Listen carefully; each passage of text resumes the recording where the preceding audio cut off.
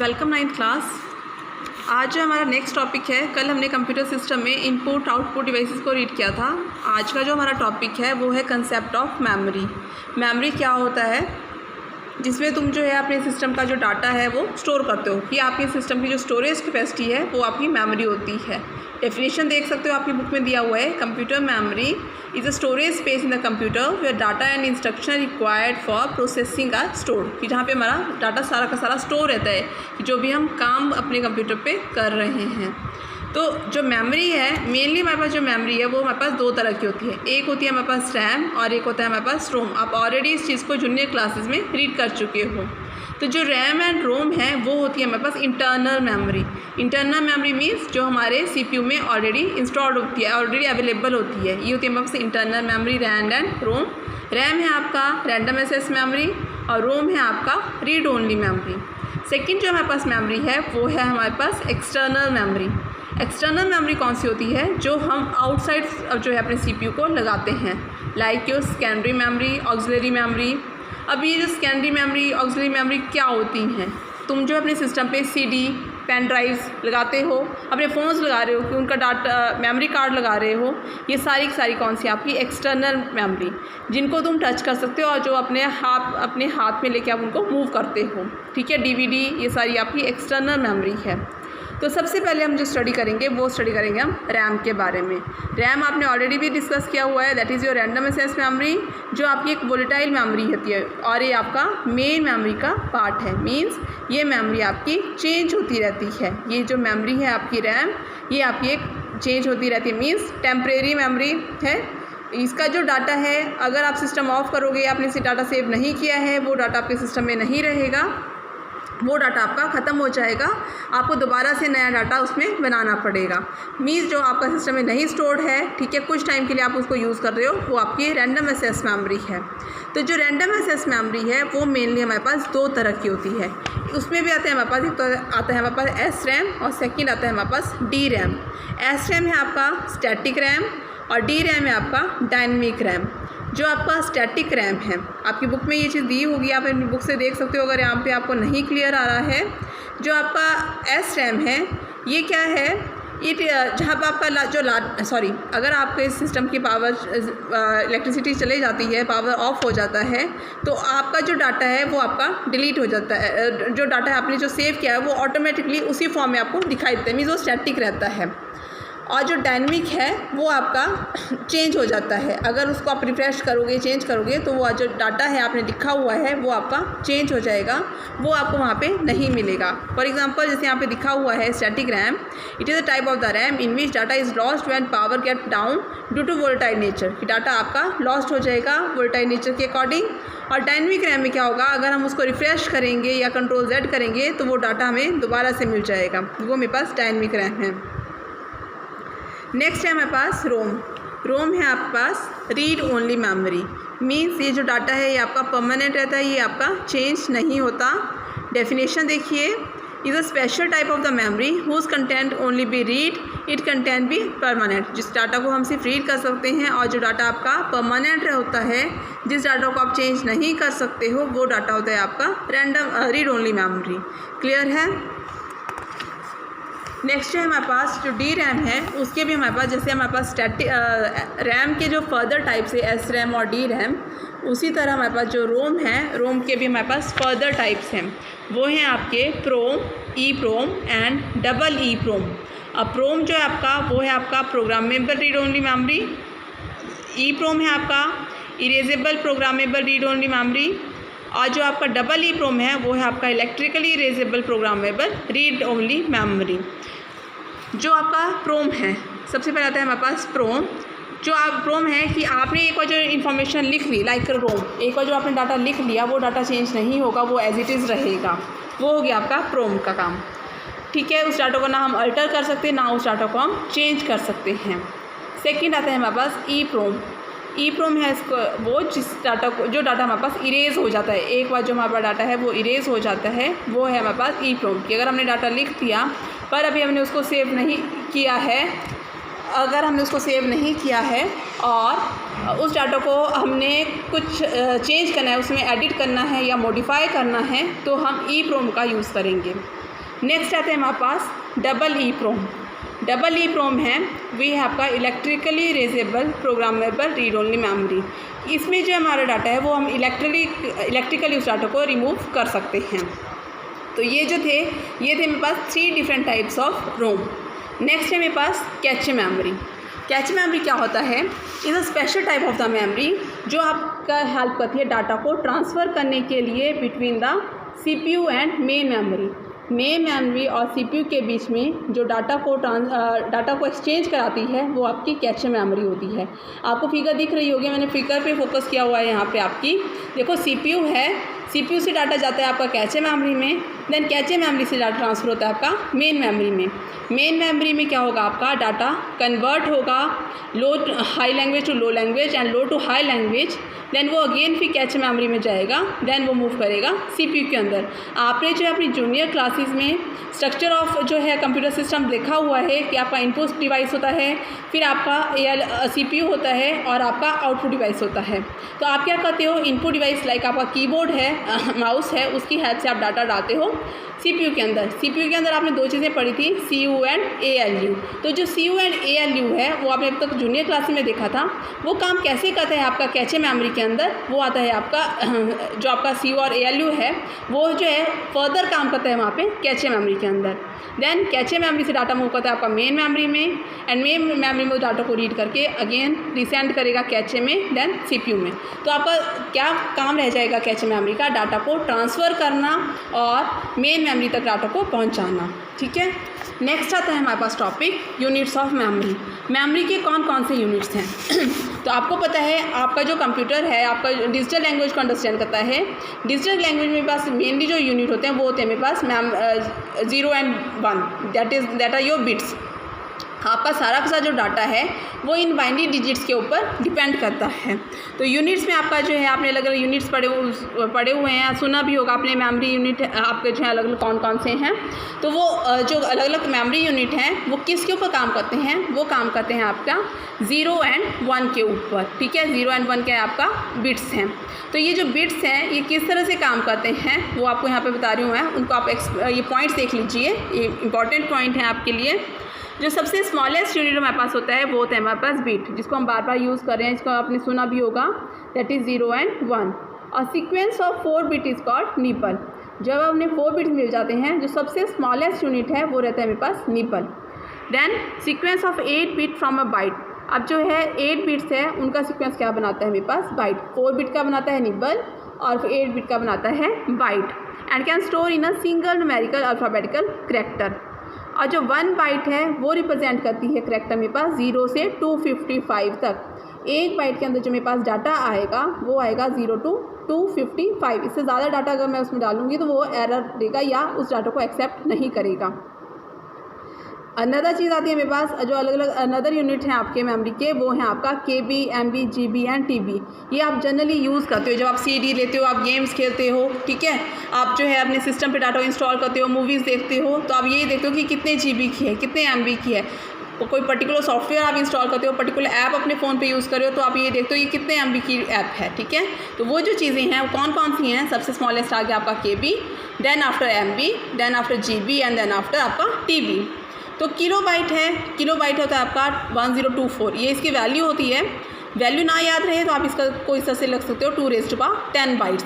Second आती है आपकी MG, that is your megabyte, sorry MB, not MG but MB, that is your 1025 multiply by 1024, 2⁻10 KB multiply by 2⁻10 KB। Then 1 GB 1 GB, that is 1024 into 1024 into 1024।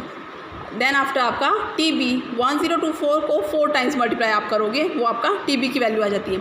तो देखो सबसे smallest जो थी KB वो था 2⁻10 बाइट्स। जब MB की बात आ गई तो वो हो गया KB में 2⁻10 KB। जब आपका GB की बात आई तो वो हो गया आपका 2⁻10 MB जो हमने पहले देखा था। और जब TB की बात आई तो वो हो गया 2⁻10 GB। ठीक है, तो जो सबसे हाईएस्ट मेमोरी रहती है सबसे वो रहती है मेरे पास TB। क्लियर है। नेक्स्ट जो आता है मेरे पास नेक्स्ट है मेरे पास सेकेंडरी मेमोरी। सेकेंडरी मेमोरी में आपको ऑलरेडी बता चुकी, जो आप एक्सटर्नल डिवाइस अपने सिस्टम पे लगाते हो वो आपके सेकेंडरी मेमोरी है। लाइक आप जो है पेन ड्राइव लगा रहे हो, सीडी लगा रहे हो, डीवीडी लगा रहे हो, ठीक है, हार्ड डिस्क लगा रहे हो, ये सारे कौन से आपके सेकेंडरी मेमोरी है। जो external storage capacity, external storage जो आप डिवाइस लगा रहे हो अपने सिस्टम के साथ, वो आपके सेकेंडरी हैं। और जो इंटरनल थे वो थे आपका रैम एंड रोम और उनके फर्दर टाइप्स आगे को। अब क्या डिफरेंस है प्राइमरी एंड सेकेंडरी मेमोरी में, ठीक है। प्राइमरी और सेकेंडरी मेमोरी में सबसे जो फर्स्ट डिफरेंस है वो आपके पास दिया हुआ है। memory RAM is volatile, the content will be wiped out as soon as the computer is switched off। जैसे हमारा जो है कंप्यूटर स्विच ऑफ होता है, डाटा हमारा मूव हो जाता है वहाँ से, वहाँ पे डाटा हमारा लॉस्ट हो जाता है। बट जो सेकेंडरी मेमोरी है वो हमारे पास नॉन वॉलेटाइल है। The content even will remain same after the computer is switched off. तो डाटा हमारे पास फिर से जो है एज इट इज़ रहता है, वो हमारा ख़त्म नहीं होता अगर हमारा सिस्टम स्विच ऑफ हो जाए। नेक्स्ट है आपका primary memory direct access by CPU, और जो आपका सेकेंडरी मेमोरी है वो उसको वो जो है इनडायरेक्टली एसेस होता है सीपीयू के थ्रू, मींस पूरा वो सीपीयू के ऊपर डिपेंडेंट नहीं होता। जो आपका प्राइमरी मेमोरी है उसकी लिमिटेड स्टोरेज कैपेसिटी है, वेयर एज आपका जो सेकेंडरी मेमोरी है वो आपका लार्ज स्टोरेज कैपेसिटी होती है उसकी। आप जो है जीबी और टीबी तक जो है डाटा उसमें स्टोर कर सकते हो। जो प्राइमरी मेमोरी है दैट इज़ एक्सपेंसिव, ज़्यादा कॉस्टली होती है, और जो आपका सेकेंडरी मेमोरी है वो बहुत कम जो है उसका कॉस्ट होती है as compare to primary memory. Next आता है प्राइमरी मेमोरी। ये जो पार्ट है ये पार्ट है आपका मेन कंप्यूटर का and is fixed from a chip, और चिप के थ्रू आपने इसको फिक्स किया हुआ है। इट इज़ नॉट पोर्टेबल, ये पोर्टेबल नहीं है, मीन्स आप इसको अलग अलग डिवाइस में अपने अकॉर्डिंग नहीं लगा सकते। बट आपकी जो सेकेंडरी मेमोरी है it is not a part of main computer, ये मेन कंप्यूटर का पार्ट नहीं है, ये हमने ऑलरेडी डिस्कस किया हुआ है। इसको जो है हम ये पोर्टेबल है, इसको हम जहाँ मर्जी अपने अकॉर्डिंग ले जा सकते हैं, ला सकते हैं। लाइक ये जो है आपका पॉकेट साइज़ भी हो सकती है, पॉकेट साइज़ का एग्जांपल आपका पेन ड्राइव है। क्लियर है। नेक्स्ट आता है मेरे पास magnetic storage media. Magnetic storage media क्या होता है? मैग्नेटिक स्टोरेज मीडिया जिसमें आपका फ्लॉपी डिस्क और आपकी हार्ड डिस्क आती है। अब तो फ्लॉपी डिस्क नहीं हमारा इतना यूज़ में होता है, हमारे पास हार्ड डिस्क ही होती है हमारे सिस्टम के अंदर। तो जो आपका हार्ड डिस्क फ्लॉपी डिस्क है उसका भी सेम काम आपका फ्लॉपी डिस्क की तरह होता है। तो मैग्नेटिक डिस्क क्या होती है? ये आपका सर्कुलर प्लेट होती है, लाइक आपका सीडी जो होती है उसी तरह की सर्कुलर प्लेट होती है, जिसमें आपके ट्रैक्स एंड सेक्टर्स जो हैं बंटे होते हैं। ट्रैक्स एंड सेक्टर्स में ये आपका डाटा मूव होता है इसमें, उसी में जो आपका डाटा रीड एंड राइट वहाँ से होता है आपका। इसको फर्दर कहते हैं फ्लॉपी डिस्क और आपका हार्ड डिस्क को। फ्लॉपी डिस्क जो है, रिमेंबर की डेफिनेशन देखिए, when you buy a floppy disk और hard disk there is no track and sector on it. जब भी आप मार्केट से फ्लॉपी डिस्क या हार्ड डिस्क लेते हो तो उसके सेक्टर्स पे कोई भी ट्रैक्स नहीं बने होते हैं। You will create them before storing any data in it. This process creating track and sector is called formatting. तो आप जो है अपने अकॉर्डिंग से उसमें ट्रैक एंड सेक्टर को डिवाइड करते हो। इसको मैं और क्लियरली बताती हूँ, एक बार हार्ड डिस्क को भी देख लीजिए। A typical hard disk might store between the 80 and 300 GB of data. इतनी सी कैपेसिटी होती है आपकी हार्ड डिस्क की। Rotated at 7200 revolutions per minute, इतने मिनट्स में ये जो है पर रेवोल्यूशन मूव करती है। And have transfer rate of 1 gigabits और the higher than 1 gigabits to 10⁹ bits. The higher capacity of HDD is HDR 1 TB, और इसकी हायर कैपेसिटी कितनी होती है? 1 TB तक। अब क्या है ये चीज़ें, इसको थोड़ा सा क्लियर करते हैं। पहले तो मैंने आपको बताया कि आजकल जो है हमारे पास फ्लॉपी डिस्क का नहीं यूज़ करते हैं, बट फ्लॉपी डिस्क का जो काम है वो सेम होता है हमारे पास हार्ड डिस्क की तरह। ठीक है, इस तरह की होती है ना आपकी हार्ड डिस्क। हार्ड डिस्क में आपका CD आ गया, CDs भी आपकी हार्ड डिस्क में ही आती हैं, और आपका जो है सिस्टम के अंदर ही अवेलेबल होती हैं। तो इसमें क्या होता है, जब आप अपने सिस्टम पे, इसका मैं जनरली आपका एग्जांपल लेके बता रही हूँ कि ट्रैक्स और सेक्टर जो हम इतनी देर से पढ़ रहे थे मैग्नेटिक टेप के अंदर, जब आप अपने सिस्टम में क्या करते हो, विंडो इंस्टॉल करते हो।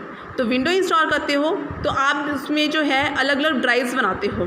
तो जो आप ड्राइव्स बनाते हो उनको हम जो है उसके जो है सेक्टर्स और ट्रैक्स कहते हैं कि कितने टाइम का हमने जो है ट्रैक एंड सेक्टर बनाना। जैसे आपने अभी रीड किया फ्लॉपी डिस्क के अंदर कि इसमें जब आप इसको मार्केट से बाय करते हो इसमें कोई भी ट्रैक एंड सेक्टर नहीं बना होता है, आप इसको खुद बनाते हो।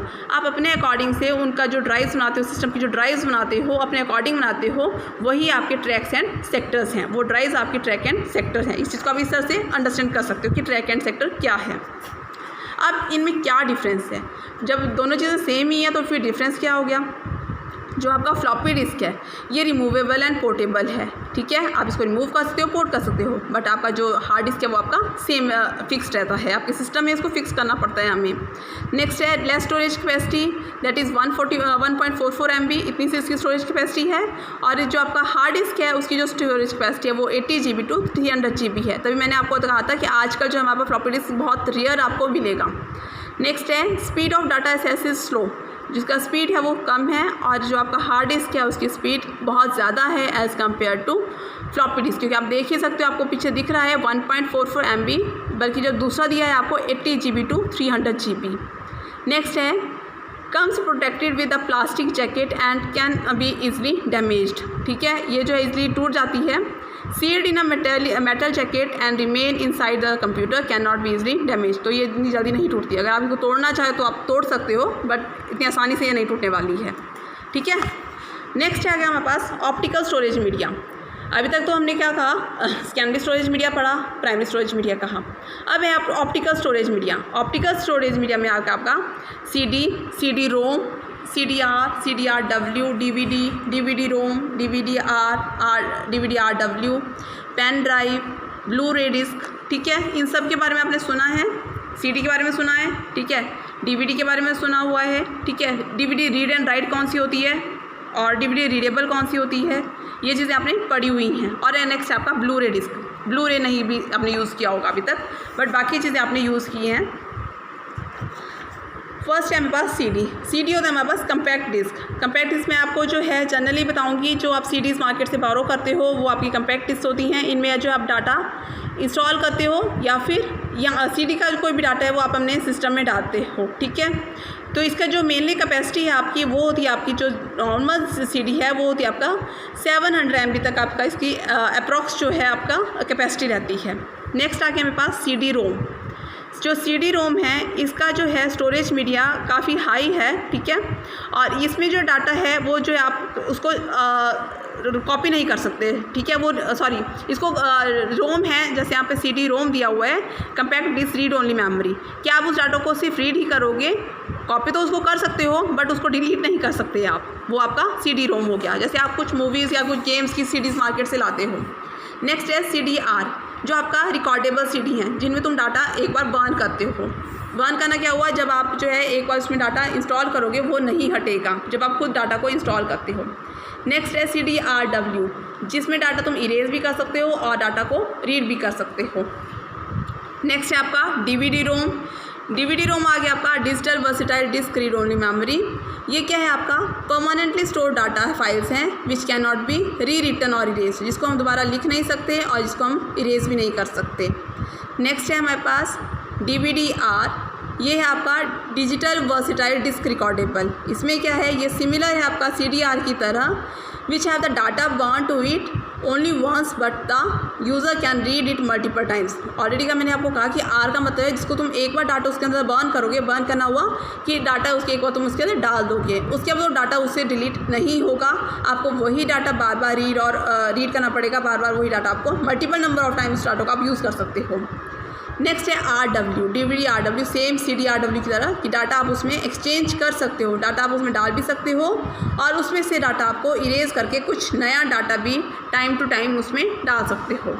Next one is your pen drive और फ्लैश ड्राइव। पेन ड्राइव भी आपको पता है, ये भी आपका स्टोरेज डिवाइस है, सेकेंडरी स्टोरेज डिवाइस है ये आपका, जिसमें जिसका जो साइज़ है वो आपके थंब के बराबर होता है। इसको कोई भी केबल की ज़रूरत नहीं होती, कोई एक्स्ट्रा पावर की ज़रूरत नहीं होती। ये जो डाटा है आपका 1 GB और 2 GB से स्टार्ट होके लार्ज नंबर ऑफ इसका साइज़ हो सकता है आपका 32 GB 64 GB तक इसका जो साइज़ है वो आपका मिल जाता है आपको। नेक्स्ट है हमारे पास, जो लास्ट है हमारे पास, वो है हमारे पास ब्लू रे डिस्क। ब्लू रे डिस्क आपकी इस तरह की होती है, आपको दिख रही है डिस्क क्या मतलब CD की तरह ही होती है। इसमें जो इसका जो क्या डिफरेंस है, बाकियों की तरह ही है ये भी कि इसमें हम डाटा को इंस्टॉल कर सकते हैं, डाटा को इरेज कर सकते हैं, बट इसकी जो स्टोरेज कैपेसिटी है वो बहुत ज़्यादा है as compare to previous devices जो हमने अभी तक रीड किए। इसकी जो स्टोरेज कैपेसिटी है वो आपका है 25 GB से लेके 50 GB तक ऑफ डाटा ये अपने अंदर स्टोर कर सकती है। और ये जो है यहाँ पे जैसे आपको बताया हुआ है, it can hold over the 9 hours और 9 hours of the high definition तक वीडियोज़ इसमें रख सकती है अपने अंदर, ठीक है। तो सबसे जो ज़्यादा कैपेसिटी रहती है मेरे पास वो रहती है मेरे पास ब्लू रे डिस्क की, ठीक है।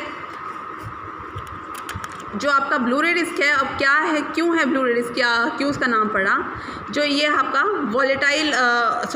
Violet laser read write data के लिए होती है, और जो इसका नाम है वो इसका नाम इसी तरह से पड़ा है blue and ray, that is blue violet laser optical ray, इस तरह से इसका जो है नाम पड़ा हुआ है। नेक्स्ट है मेरे पास वाई टू डिवेल्प द क्या ज़रूरत पड़ी आपका जो है ब्लू रे डिस्क को बनाने की। इसके जो ब्लू रे डिस्क है इसको जो है हमने इसको जो ब्लू रे जो डिस्क है इसको जो डिवेल्प किया था इसको क्या था ब्लू रे डिस्क एसोसिएशन ने। It is a group of leading the consumer electronic personal computer and the media manufacture के लिए इसको यूज़ किया था। इस चीज़ के लिए कंज्यूमर इलेक्ट्रॉनिक्स के लिए, पर्सनल कंप्यूटर्स के लिए एंड इवन मैन्युफैक्चरिंग के लिए इसको आपने यूज़ किया था। With more than 180 members companies from all over the world. जिस टाइम इसको डेवलप किया गया था तो पूरे वर्ल्ड में से 180 मेंबर्स जो है कंपनी के वो इसमें जुड़े हुए थे। ब्लू रे का जो मेन प्लान था वो क्या था कि आप इसमें रोम RW तीनों चीज़ें आप इसमें अवेलेबल करवाओ, मीन्स जितना मर्जी ऑफ लार्ज डाटा हो आप इसमें अंदर स्टोर कर सकते हो। यही मेन फोकस था ब्लू रे डिस्क का। तो रोम आपको पता है रीड ओनली मेमोरी, ठीक है, डिस्ट्रीब्यूटेड हार्ड डिस्क होती है, that is use for movies, games and software के लिए आप इसको यूज़ करते हो। आपने देखा भी होगा कई बार आपके पास जो मार्केट में सीडीज़ मिलती हैं वो बहुत बड़ी होती हैं और उनको वो कहते हैं कि दैट इज़ योर ब्लू रे, नॉट अ CD और DVD। नेक्स्ट आता है BDR आता है आपका रिकॉर्डेबल फॉर्मेट, जिसमें आप डाटा एक बार ही स्टोर कर सकते हो। RW same as it earlier, इसमें डाटा तुम एक्सचेंज और रीअरेंज कर सकते हो। नेक्स्ट वन है हमारे पास मेमोरी कार्ड। बस क्या डिफरेंस रहेगा कि स्टोरेज कैपेसिटी है वो जो है प्रीवियस डिवाइसेस के अकॉर्डिंग इनकी ज़्यादा है। नेक्स्ट है आपका मेमोरी कार्ड और ऑलरेडी यूज़ करते हो, अपने फ़ोन्स के लिए यूज़ करते हो, ठीक है, अपने कैमरेज के लिए आप यूज़ करते हो, और उसकी जो साइज़ है वो आपका यहाँ पे आपको दे रखा हुआ है कि किस तरह के आपके different size of memory card आपके पास अवेलेबल होते हैं। नेक्स्ट है आपके पास कम्पैक्ट फ्लैश, ठीक है। नेक्स्ट मेमोरी स्टिक के अंदर आ जाता है आपका PRODUO, ठीक है, कि यहाँ पे जस्ट ये आपके मेमोरी कार्ड के अलग अलग टाइप्स हैं कि कौन कितना डाटा अपने अंदर स्टोर कर सकता है। तो आपको जस्ट मेमोरी कार्ड का पता होना चाहिए कि मेमोरी कार्ड क्या है। नेक्स्ट है हमारे पास अभी तक जो है पहले इसी में था हमारे पास, मेमोरी कार्ड के अंदर हमारे पास अलग अलग टाइप्स थे। कम्पैक्ट फ्लैश, मेमोरी स्टिक के अंदर आ गया PRODUO, देन आ गया मल्टीमीडिया कार्ड, देन आ गया आपका secure digital card, then mini SD card, then micro SD card. तो ये है इसका सारे का small media XD picture card. तो ये सारे के सारे क्या हैं आपका कि आपने किस तरह से जो डाटा है इसके अंदर स्टोर करना है। लास्ट जो है हमारे पास वो आता है हमारे पास क्लाउड स्टोरेज आता है कि आपने जो इलेक्ट्रॉनिक डाटा जो है आपने थर्ड पार्टी के थ्रू जो है इंटरनेट पे स्टोर करना है, कि जो अपना डाटा अपने सिस्टम सर्वर पे स्टोर करते हो वो हमारे पास क्लाउड स्टोरेज होता है। फॉर एग्जांपल आप गूगल ड्राइव के अंदर डाटा स्टोर कर रखते हो, ठीक है, आपने जो है डिजिटल लॉकर बना रखे हुए हैं, अगर नहीं बना रखे तो आपने सुना होगा, वहाँ पे आप अपने डॉक्यूमेंट्स को स्टोर करते हो, तो वो आपका क्लाउड स्टोरेज है। कि मेरे पास इतनी कैपेसिटी है नहीं है, मेरे सिस्टम में इतनी कैपेसिटी नहीं है, मेरे पास वैसा डिवाइस नहीं है जिसके अंदर मैं large amount of data store करती हूँ, तो मैं क्या करती हूँ क्लाउड स्टोरेज का यूज़ करती हूँ। मीन्स इंटरनेट पर मैं अपने डाटा को स्टोर करके रखती हूँ। वहाँ पर भी ऐसा नहीं है कि आपका डाटा सेव नहीं है, वहाँ पर भी आपका डाटा सेव रहता है। क्लियर है। तो इसके बाद जो है मेरे पास कुछ आपका कंप्यूटर पेरिफेरल्स दे रखा हुआ है आपकी बुक में। ये देखिए, जो चीज़ें हमने पढ़ी उनको आप यहाँ से अगर अंडरस्टैंड करते हो तो आपके लिए बहुत ही इजी हो जाएगा। कंप्यूटर पेरिफेरल्स में आता है मेरे पास input device, output device and memory. Input device के अंदर आता है मेरे पास keyboard, mouse, joystick, track ball, scanner, OCR, MICR, OMR, barcode reader, microphone, light pen, digital camera और वेब कैमरा। ये सारे कौन से हैं मेरे पास इनपुट डिवाइसेस है। आउटपुट डिवाइस के अंदर आता है मेरे पास video and printer again further divide हो गया मेरे पास इम्पैक्ट प्रिंटर और नॉन इम्पैक्ट प्रिंटर। जो इम्पैक्ट प्रिंटर है वो अगेन फर्दर डिवाइड हो गया मेरे पास line printer and character printer. अब जो लाइन प्रिंटर है वो अगेन फर्दर डिवाइड हो गया मेरे पास chain printer and drum printer के अंदर। और जो करैक्टर प्रिंटर है वो डिवाइड हुआ मेरे पास dot matrix printer and daisy wheel printer. Non impact printers में क्या है आपका थर्मल प्रिंटर, लेज़र प्रिंटर और आपका इंकजेट प्रिंटर आ गया। उसके बाद आ जाता है मेरे पास प्लॉटर्स। प्लॉटर्स में आता है मेरे पास flat bed plotter, drum plotter, electronic plotter and inkjet plotter. और नेक्स्ट आता है मेरे पास speaker and robot and machine tool. इधर जो है नेक्स्ट आता है मेरे पास मेमोरी। मेमोरी जो है मेरे पास फर्दर डिवाइडेड है 3 पार्ट्स में, that is your cache memory, primary memory and secondary memory. Cache memory जो आपका प्राइमरी मेमोरी है वो फर्दर डिवाइडेड है 2 पार्ट्स में, रैम एंड रोम। और जो सेकेंडरी मेमोरी है वो फर्दर डिवाइड है मेरे पास इस तरह से, floppy disc, hard disk, CD रोम, DVD, पेन ड्राइव, ब्लू रे, मेमोरी कार्ड, क्लाउड स्टोरेज। ठीक है, तो आपको क्या करना है, ये जो चार्ट बना हुआ है आपको ये चार्ट लर्न करना है कि किसके अंदर क्या क्या चीज़ें आती हैं। ठीक है, आपको ये चार्ट लर्न हो जाएगा, पूरा चैप्टर लर्न हो जाएगा। नेक्स्ट टाइम मैं आपकी जब क्लास लूँगी तो मैं आपसे ये ऑनलाइन क्लास लूँगी तो मैं आपसे ये चार्ट पूछूँगी, ये चार्ट आपको लर्न करना है। ठीक है, एक बार ये चीज़ लर्न हो जाएगी बाकी पूरा चैप्टर ऑटोमेटिकली आपको समझ आ जाएगा। बट इसके अलावा अगर किसी को कोई भी डाउट होगा वो मुझसे पूछ लेगा या पूछ लेगी। ठीक है, थैंक यू क्लास।